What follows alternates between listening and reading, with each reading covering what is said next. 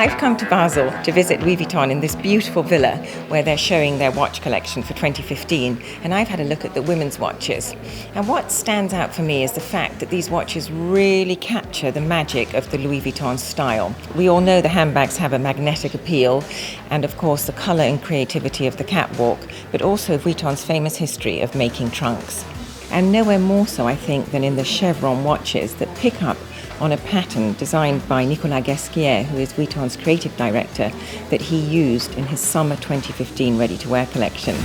As the trend for smaller watches gains ground, Vuitton presents this year two really petite little watches called the Tambour Monogram Bijou. The dials of these watches have a really rich, deeply etched pattern that is in the shape of a sun ray, and if you move the watch it catches the light both in the grooves and the ridges as well as that very dainty monogram pattern. You'll recognise that the straps are made of the famous épi leather that you see in Vuitton's handbags. The Bijou Rivière is of course the star, and there are over 600 diamonds decorating this watch.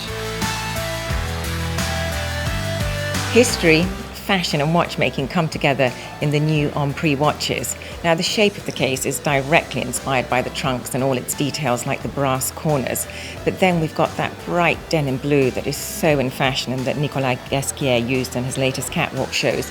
The Mailletage version picks up on the quilted pattern that was found on the inside of the early Vuitton steamer trunks. Saving the most spectacular for the last, the Tambour Monogram Sun Tourbillon is a fine coming together of the best in watchmaking and Vuitton style. At its heart is a tourbillon, and it's the LV80 caliber, and this was all created and developed at the Geneva workshops called La Fabrique du Temps that belong to Louis Vuitton. And it just shows that fine watchmaking doesn't have to be serious. It can be glamorous and it can be very chic.